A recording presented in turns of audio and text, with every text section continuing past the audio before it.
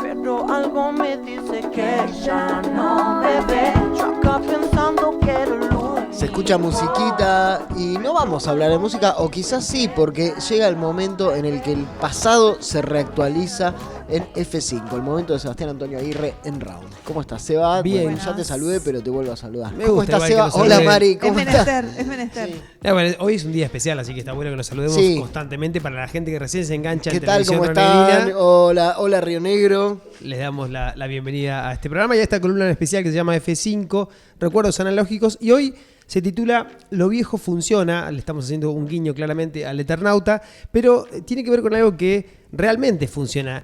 Que en un mundo hiperconectado, saturado de estímulos, marcado por todo artificial, con las redes, inteligencia artificial, Algoritmos, todos algoritmos, plataformas. todo lo que nos rodea, multipantallas, las nuevas generaciones están buscando experiencias un poco más orgánicas, más simples, algo que experimentar y que sea más genuino. De alguna forma, como para decirlo. Y este deseo que tienen las nuevas generaciones, se refleja en múltiples aspectos, pero puntualmente en la música. Bien. Esto que estábamos escuchando de fondo es el Tiny Desk de la sesión de Tiny Desk de Paco Amoroso y Catriel. Sí. Entonces que- sí vamos a hablar de música. Vamos a hablar de música, claramente. Y vamos a hablar mucho más de música, vamos a hablar de sentimientos también. Y tiene que ver con un formato que recontra funciona, con el cual, si esta banda venía funcionando ya sin este Tiny Desk, el Tiny Desk los propulsó, los Sí, llevó sí, y potenció sus carreras. ¿Y por qué es que ocurrió con este formato y no con la música que ellos ya venían haciendo? Si bien muchos lo conocen, este formato logró que se viralizara la forma en la que ellos tocaban, les brindó un show de manera un poco más íntima y que eso hizo que se acerque al público y a la gente que por ahí no lo conocía. Porque es así, el formato Unplugged, que es de lo que vamos a estar hablando hoy, resurge como símbolo de autenticidad hoy en día y tiene que ver con el tipo de formato que además se supo acomodar a la nueva tendencia y a las nuevas redes y a las plataformas y se supo llegar de una forma que por ahí no lo teníamos pensado. ¿Se acuerdan ustedes del MTV Unplugged? Sí, claro. ¿Se acuerdan?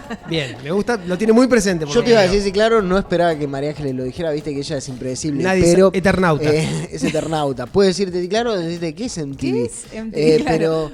Pero sí, me acuerdo y me encantaba la experiencia del Unplugged, de ver cómo las canciones que tenían toda la maquinaria de sonido y estaban todas llenas de golpe se reducían a su esencia. Exacto, con vamos a hacer mucha madera, sin batería, sin instrumentos eléctricos. Exacto, vamos a hacer puestos ahí. contémosle a la gente de qué estamos hablando. El que no sabe de qué estamos hablando con MTV Unplugged, estamos viendo Claro, algunas ¿sabe de la las promos. generación Z que es MTV Unplugged? Los MTV Unplugged eran unas sesiones musicales, tal cual son hoy el Tiny Desk y otros formatos similares, que lo que hacían era traer a tu banda favorita, tocar, como decía acá el señor García, tocar de una forma desenchufada, ¿no? Sin tanto...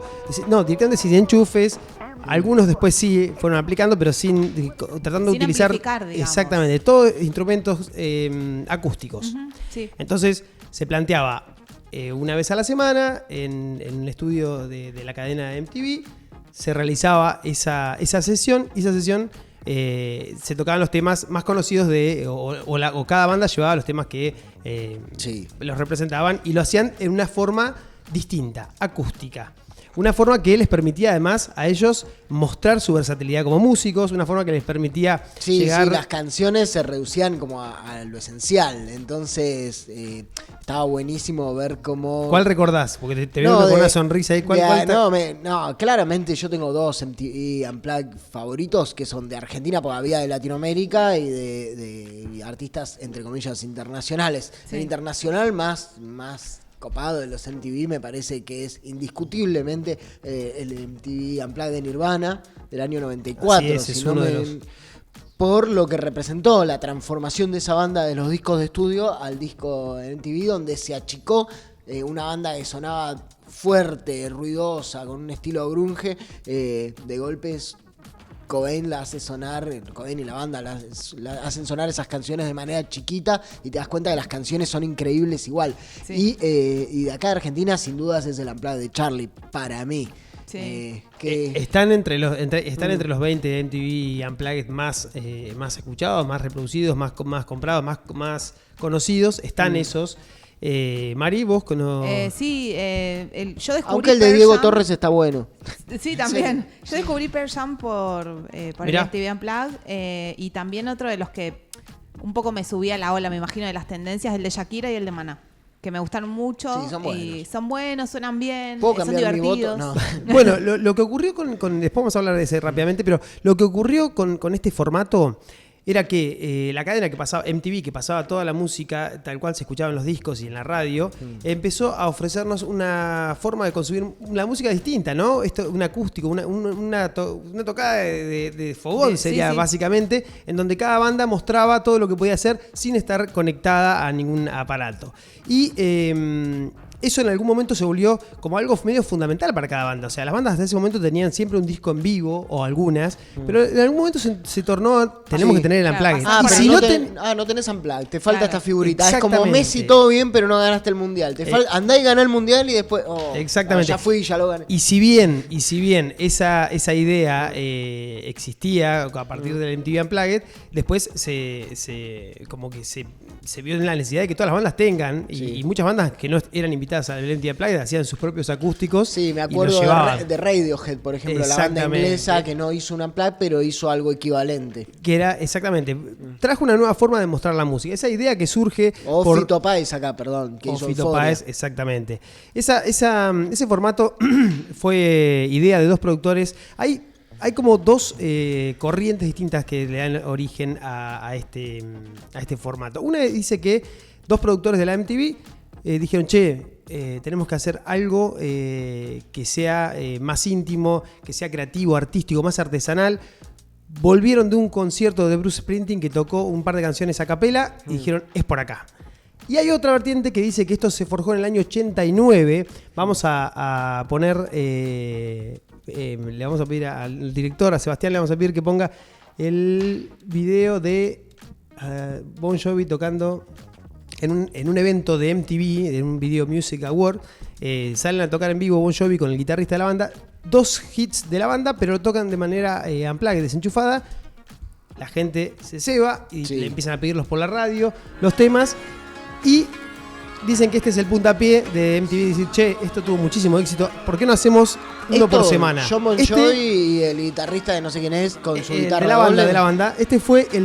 Dicen que este fue el puntapié inicial que le dio a la cadena la idea de hacer los MTV Unplugged. ¿Cuánto pelo batido hay ¿Cuánto ahí? pelo? Lo que no saben es que en realidad este formato ya existía de los años 60. Elvis Presley grabó en el 68.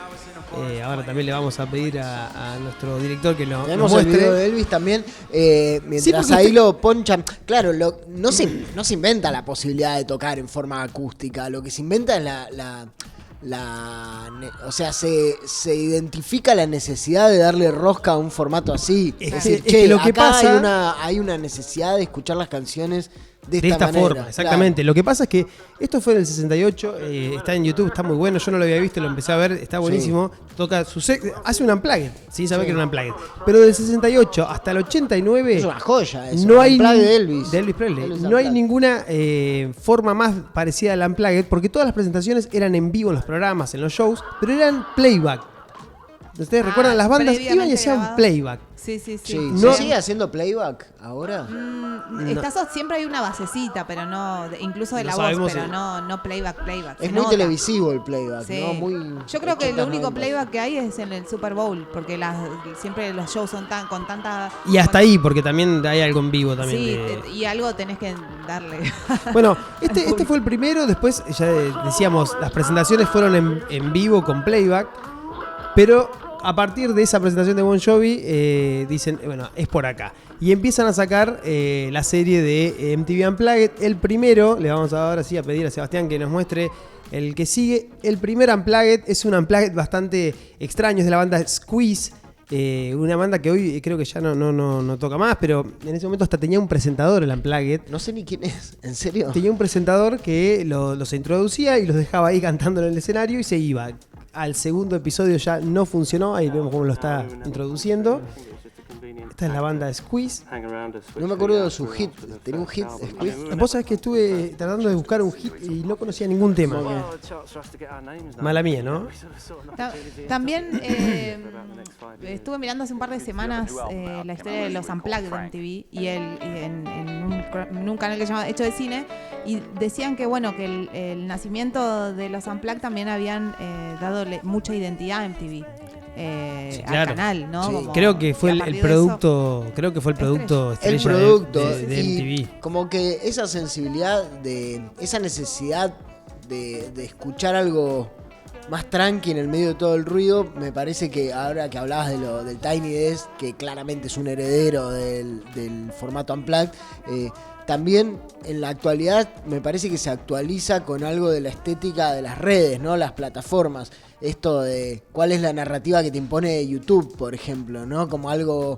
Bueno, yo sí tengo que comunicar en mi casa un video que hago yo, no tengo la maquinaria, ni la escenografía, ni la iluminación del Unplugged, pero tengo el fondo de mi casa, tengo mi biblioteca, tengo eso, y medio como que por ahí empatizás, ¿no? Como que conectás con la misma en la que está también el usuario que hace contenido. Tal ¿no? cual, es que esa sea una esencia- oficina, pensemos los Tiny Desk, son una oficina, una biblioteca, algo así, convertida en un set de músicos. Mirá, muy despojado. Justamente tocaste ahí en la tecla, vamos a pedirle al Tocaste director que nos ponga el primer Tiny Desk.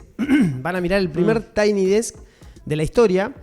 Y Un pequeño paso para... este fue el primer Ahí Tiny Desk de ¿Quién es el artista? una joven llamada Gibson, de apellido Gibson, que estaba tocando en un café. Dos directivos del Tiny Desk de la radio, de la radio, fueron a tomar un café, la estaban escuchando y dicen, qué pena que están tocando temas hermosos y no podemos escucharlo porque hay un ruido en el café. Y le propusieron venir a grabar un demo a los estudios, pero en la oficina, en los pasillos. Toca en la oficina, toda la gente está trabajando para escucharla, y así nace la idea de che, y si invitamos también una vez por Como semana la música metiéndose en la cotidianidad. en la cotidianidad. ¿no? Y fíjense que la escenografía es siempre la misma, Claro. que fue el lugar donde tocó. Fíjense que de fondo está, más o menos se ve. Esto que parecía ser un demo terminó siendo el puntapié del primer Tiny Desk, y ahora ese espacio lo replican a todos lados donde van. Que es un espacio recreado, ¿no? Porque si no, no daría el tiro de Exactamente. cámara, ¿no? Es un Parece que espacio están en recreado. cualquier oficina, pero hay una producción ahí. Pero inspirado en el Claro. espacio original. Lo que decías vos que de por qué estos formatos hoy en día, incluso con la posibilidad de que uno se grabe y lo pueda subir a las redes y tenga la posibilidad de ser escuchado, ¿por qué funcionan? Y es clave. El tema de la intimidad, como decía Mari, el tema de lo minimalista, lo de quitar filtros, tanto desde la imagen hasta de la música, ¿no? Esto del autotune, cantar como yo canto, con un instrumento acústico. Y algo que hizo MTV en esto, que fue mucho más que ser solo la estrella del canal, sino que fue enseñar, fue educar, ¿no? Esto de lo más poderoso que tiene la música también es el silencio que hay entre acorde y acorde, ¿no? Esto de el silencio también tiene un espacio en el Tiny Desk, la posibilidad de alterar algún tema y cantarlo distinto, no ofrecerlo tal cual está en el CD. Y bueno, y fueron cosas que hoy se toman, se recrean, funcionan. Y se le da valor, sobre todo por la emoción que producen este tipo de shows. Y vamos te voy a marcar 3 puntos claves de por qué vuelve la onda desenchufada hoy en día. La primera, decíamos, es la búsqueda de autenticidad en un entorno saturado. Lo real gana valor, o sea que la música sin artificios emociona más en teoría. La sintonía con lo natural es el segundo por qué. Sonidos orgánicos, instrumentos reales y vibraciones físicas conectan con la sensibilidad, o por lo menos eso buscan. Y por último, la cultura del minimalismo, ¿no? Menos producción, más esencia, y hay un retorno a lo simple. Ya lo habíamos hablado en otra columna, pero Sí. está viendo un retorno a la experiencia, a lo simple. Bien. Bueno, o sea, muy lindo, me voy a ir a escuchar a casa después. Te vas a escuchar un par de MTV Unplugged. Dato sí. de color, el primer de Unplugged que se vendió fue el de Paul McCartney, que pidió la cinta de grabación cuando iba a la casa para escucharlo en el auto, y cuando llegó al auto dijo, este es el disco que grabé más rápido en mi vida, esto tiene que ser mañana. Lo hizo, puso los derechos, salió, se vendió, fue uno de los 2 discos más vendidos, hasta que llegó el disco más vendido de toda la historia del Unplugged, que es el de Eric Clapton. Mirá. Y que continúa haciendo y que tiene la joyita, ¿no? Tears in Heaven, el tema dedicado al hijo. Sí. Ese es el disco más vendido hasta el día de hoy de los Unplugged. Bien. La música y sus formatos que fueron y que ahora vuelven F5 en rock.